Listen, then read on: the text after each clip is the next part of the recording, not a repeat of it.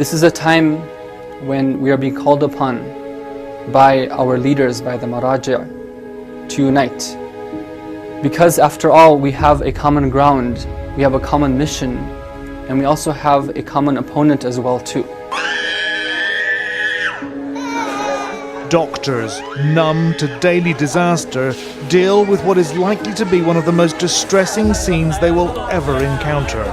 A busload of children hit in this airstrike. The Western-backed Saudi-led coalition responsible offering no apology. This was a legitimate military operation, they said, in accordance with international humanitarian law. We protect Saudi Arabia. Would you say they're rich? And I love the king, King Solomon, but I said, King, we're protecting you. You might not be there for 2 weeks without us. You have to pay for your military. Ayatollah Khamenei, may Allah protect him, says that I, like many Islamic scholars and sympathetic personalities in the Islamic Ummah, announce that any statement or action which fuels the fire of discord among Muslims, any insult to the sacred beliefs of each one of the Muslim denominations, and any act of takfirism, meaning calling somebody else a kafir, against Islamic denominations equals serving the camp of atheism. It's equivalent to doing kufr and polytheism and shirk and betraying Islam. And all of these things are haram. Let us turn to the Ahlul Bayt ﷺ themselves and see how we should be viewing and acting with the Ahlul Sunnah. I want to just mention tonight 2 traditions which I think are very eye-opening for us. And anybody who calls themselves a lover of the Ahlul Bayt ﷺ, they really need to study these. The first tradition is reported in the book Al-Kafi. It's between Zurara and Imam Sadiq ﷺ. Zurara was one of the greatest companions of the Ahlul Bayt ﷺ. He was one of the fuqaha of the Ahlul Bayt. However, this issue of how it is that a Shia should view a Sunni was something that wasn't crystal clear for him. He too was confused about this issue. So one time he engages in a discussion with Imam Sadiq ﷺ, and he puts forward this claim that the only believer and the only person who qualifies as being a Muslim is somebody who accepts your wilayah, who is a Shia, and everyone else is a kafir. This is the claim that he's making, he's presenting to Imam Sadiq ﷺ. How is it that Imam Sadiq ﷺ corrects his belief? He goes to the Quran. هُوَ الَّذِي خَلَقَكُمْ فَمِنْكُمْ كَافِرٌ وَمِنْكُمْ مُؤْمِنٌ خَلَطُوا عَمَلًا صَالِحًا وَآخِرَ سَيِّئًا إِلَّا الْمُسْتَضْعَفِينَ مِنَ الرِّجَالِ وَالنِّسَاءِ وَالْوِلْدَانِ لَا يَسْتَطِيعُونَ حِيلَةً وَلَا يَهْتَدُونَ سَبِيلًا. In the Quran, mu'mineen are of different levels. There's different levels of understanding and awareness for the mu'mineen. There's some, for example, in the Quran, خَلَطُوا عَمَلًا صَالِحًا وَآخَرَ سَيِّئًا. They are trying their best with respect to performing some acts of goodness, but they're performing some actions which are evil as well too. Imam ﷺ is trying to invite Zurara to think and ponder what is the message of the Quran. And he explains very clearly to him that Zurara, when it comes to paradise and hell, it's not a simple equation.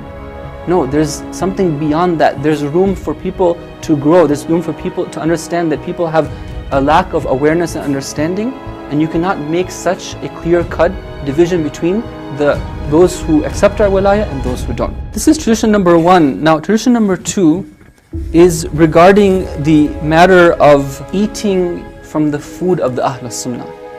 This tradition is reported from the 5th Imam alayhi salam. One of his companions asks him about buying cheese from the bazaar. Now we have to understand the context of this tradition. Imam Baqir alayhi salam was living in Medina, and the majority of the people who live in Medina are not those who are Shia of Imam Sadiq alayhi salam. He asks him about buying cheese from the bazaar.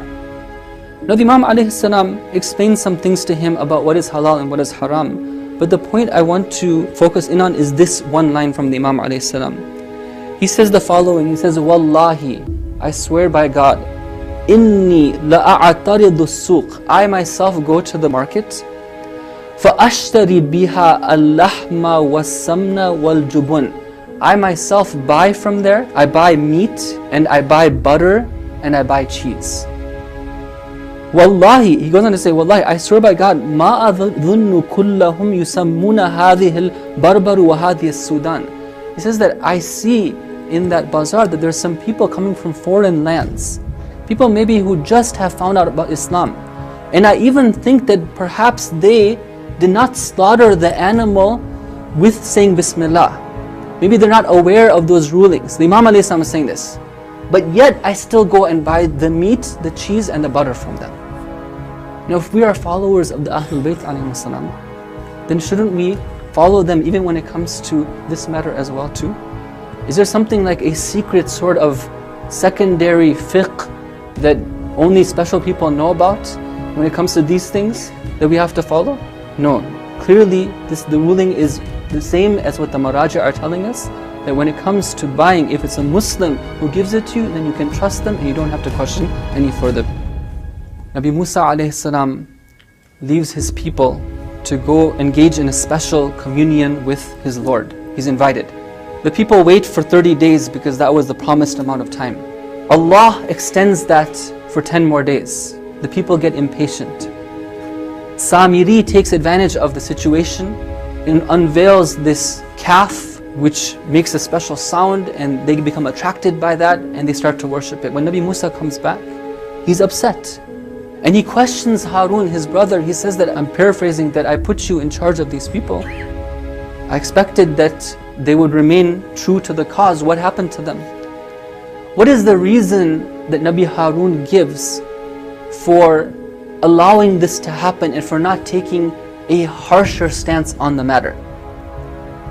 He says that I feared that you will tell me that فَرَّقْتَ بَيْنِي وَبَيْنَ بَنِي إِسْرَائِيل, that I was the cause of there being a division and there being disunity among the Bani Israel. Meaning, for the sake of unity, I had to tolerate the presence of these calf worshippers among us. Otherwise, the entire ummah of your ummah, O Nabi Musa, that would have been split up. That's the level of importance that we have of unity. And after he gives that excuse, Nabi Musa accepts it as well too. And he does a dua for him as well too. That's a level of importance that we have of unity. Let us take these statements of our Marajia and our leaders with great seriousness, and inshallah put them into action.